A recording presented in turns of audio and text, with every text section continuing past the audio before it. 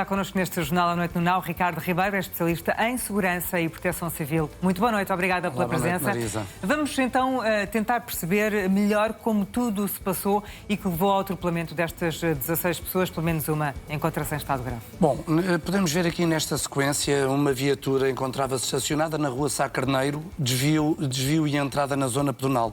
Portanto, aqui nesta altura o condutor vai contornar umas baias que estavam colocadas subindo o passeio. Aparece o que estava na prática eram grades? Eram grades tipo baias, portanto, deste género.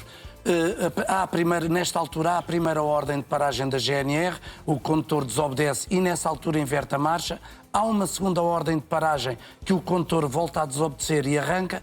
De seguida avança na direção dos peões e da própria GNR de forma intencional e, portanto, esta é uma situação que tem depois que ser analisada do ponto de vista jurídico e pela lei. Atropela várias pessoas, é um milagre não ter morrido ninguém. Sim, nós como vimos nas imagens situação. E aliás avisámos para que elas podiam impressionar algumas Exatamente. pessoas. Vê-se mesmo uma das vítimas em cima do carro, que aliás aquela que foi entrevistada agora. Exatamente. Portanto, atropela várias pessoas, incluindo 2 militares da GNR.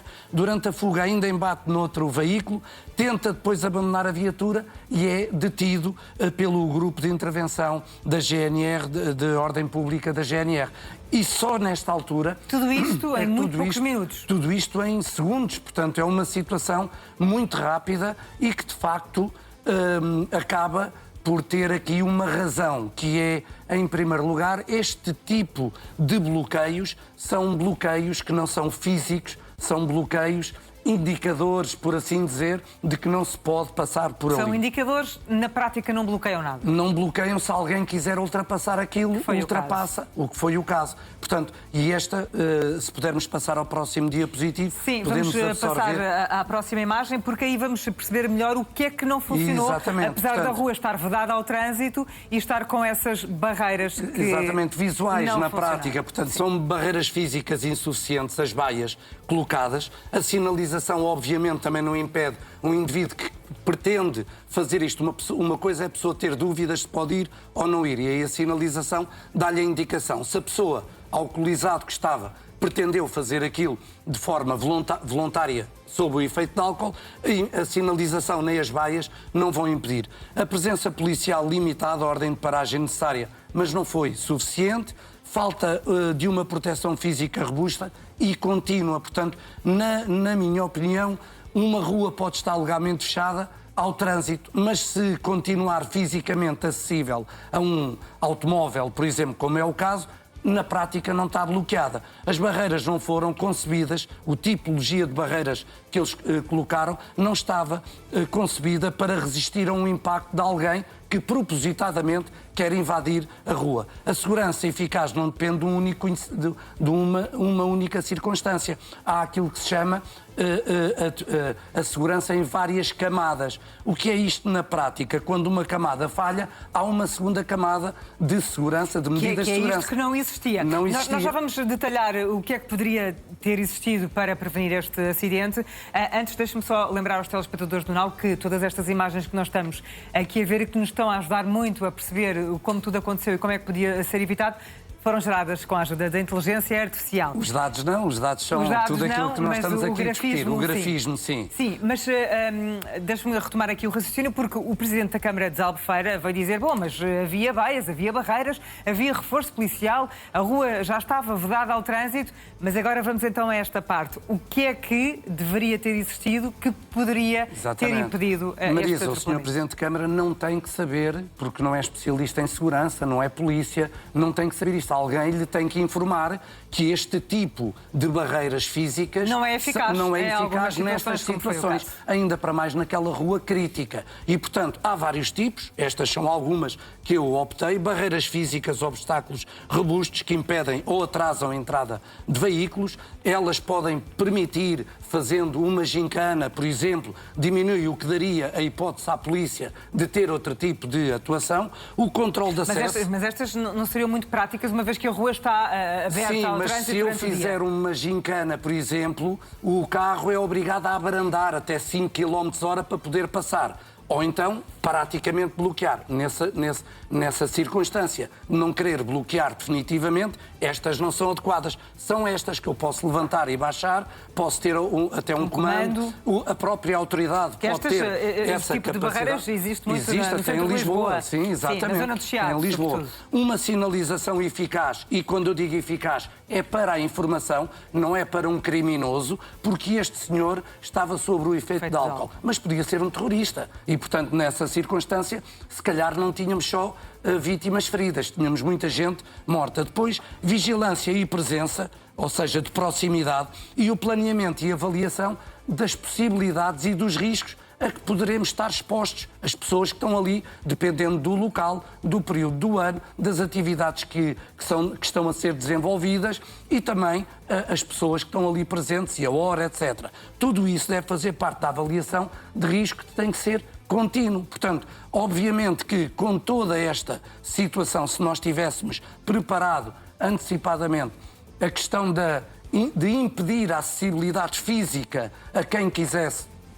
fazer uma situação destas, naturalmente que não é com baias, tem que ser com uma destas soluções. Diria que tudo o que é situações em vários pontos do país que concentrem muitas pessoas, seja por um evento que esteja a acontecer, seja por outro motivo qualquer, esta tem que sempre ser uma preocupação das câmaras municipais. Estas a proteção são algumas. Por camadas. Exatamente. Para tentar tem que evitar. haver, quando uma falha, tem que estar outra para bloquear, dependendo daquilo que está em risco. Neste caso concreto, estão centenas de pessoas que estão ali a divertir-se, imigrantes, turistas, que depois, até do ponto de vista da imagem da própria cidade, que vive do turismo, isto tem um impacto que não é bom. Portanto, isto para dizer que não chega a dizer que houve um reforço policial, não chega para umas grades a barrar. Não, portanto, alguém tem que pensar isto de outra maneira, de forma que esta situação não seja... Estas barreiras, volto a repetir, são barreiras visuais, ou seja, daqui não podes passar, é para reforçar na prática a sinalização, porque isto não impede fisicamente, como não impediu, o carro por acaso desviou-se, o que queria dizer que a rua nem estava completamente bloqueada, nem com estas baias, mas podia não se ter desviado, ele levava simplesmente as baias à frente e o carro continuava. Portanto, tem que ser barreiras físicas que impeçam fisicamente a pessoa, um automóvel, um caminhão, de passar. Depende daquilo que nós queremos proteger de facto. Bom, na prática o que aconteceu é que não impediu, o carro passou, atropelou dezenas de pessoas. O que é que, numa situação destas em que há vários feridos, como foi o caso, pelo menos 16, um deles em estado grave, o que é que quem está na zona pode fazer para ajudar? Bom, em primeiro lugar, isto é um cenário multivítimas que depende também do alerta e da ativação. Portanto, à partida, quem estiver a assistir a isto, primeira questão, 112. Provavelmente estavam autoridades também no local que acabaram por eles próprios fazer a ativação. De seguida, dependendo daquilo que é transmitido ao CODU, ao INEM, por assim dizer, ao 112, o INEM envia várias viaturas, ambulâncias, apoio logístico, são acionados os bombeiros, o INEM, forças de segurança garantem o perímetro e depois há uma avaliação rápida por parte do primeiro COS que surge. Nesta altura, atendendo ao número de vítimas, provavelmente o hospital de referência foi também alertado para que poderia receber um número de vítimas significativo. Felizmente, as 12, 16, portanto, a unidade de saúde local diz que são 16, a GNR diz que são 12, mas à partida serão 16. Depois de toda esta situação e da chegada ao local, é feita a primeira triagem, que nós utilizamos o princípio START, que prioriza de acordo com as lesões que as vítimas têm, a sua prioridade e que faz sempre a reavaliação contínua. O que se pretende é que cheguemos aqui à volta dos 10 minutos no máximo para podermos começar a fazer a triagem.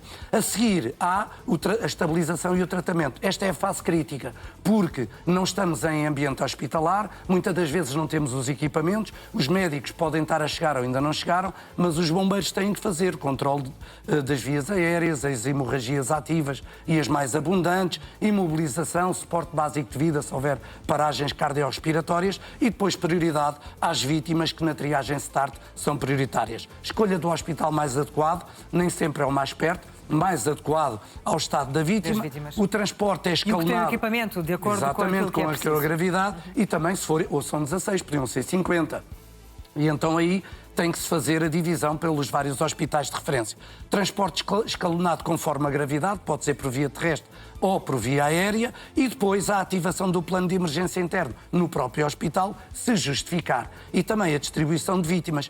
Tudo isto é feito num contexto que não pode ir além dos 20 a 30 minutos, podendo, em situações muito mais graves, chegar aos 60 ou até aos 90 relativamente à Temos gestão mesmo de terminar. da unidade Diria que hospitalar. neste aspecto correu tudo como Sim, a resposta foi uma resposta muito musculada, mas atenção, estávamos num período relativamente calmo do ponto de vista pré-hospitalar, porque se tivéssemos uma situação de termos 2 ou 3 acidentes de viação ao mesmo tempo, se calhar os meios já estavam a ser divididos. Ricardo Ribeiro, mais uma vez muito obrigada pelos esclarecimentos que trouxeste na noite. Obrigada, até à próxima.